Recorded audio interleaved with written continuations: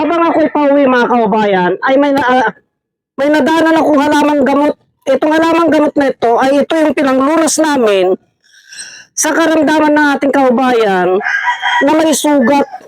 Nasugat po siya.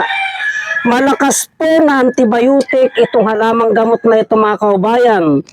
Dahil nasa liblib na lugar kami, aksidente na nasugatan po siya, wala kami makuhang gamot.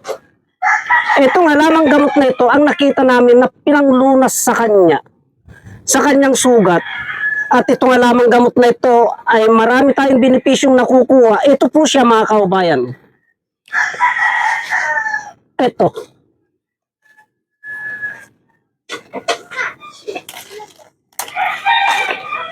Ito po siya mga kaubayan.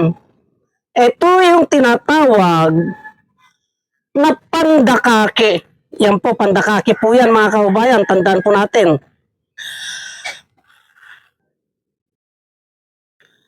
Itong pandakake na ito ay napakalakas po na antibiotic.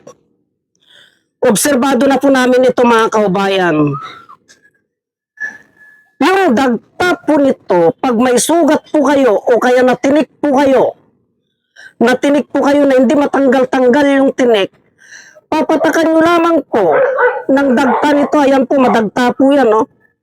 Oh, ang dagta po niyan, mga kaubayan. Patakan nyo lamang po ng dagta niyan. Ayan, no? Yan. Yung kulay puti na yan.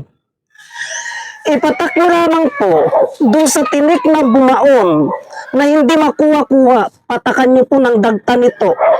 Kusang aalsa po yun, aangat. Yan po ang kakayahan po nito mga kaubayan. At yung sugat naman na mahirap gumaling, ito po yung iginagamot namin, pinipit-pit po namin ito. Pinapakatas po namin ito, saka po namin ilinalagay sa may sugat. Mga kaubayan, itong pandakake na ito. Pwede rin pong ipakulo ito, yung buto nito, ipakulo yan at inumin itong pandakake na ito. Kaya tandaan po natin, napakabisa po, ayan po ang lakas ng dagtan niya, oh. O, nakikita nyo mga kaubayan, ayan ang dagtan niya, oh. Yan. Yung mga bubog po, yung bubog na hindi matanggal-tanggal, na nakabaon po sa kalamnan natin, ipatak po natin ito mga kaubayan. Ipatak po natin yan. Yung dagta na yan, ipatak po natin sa may nabubog na malalalim. Yung hindi po makuha-kuha, patakan po natin ng dagta nito. Ayan po.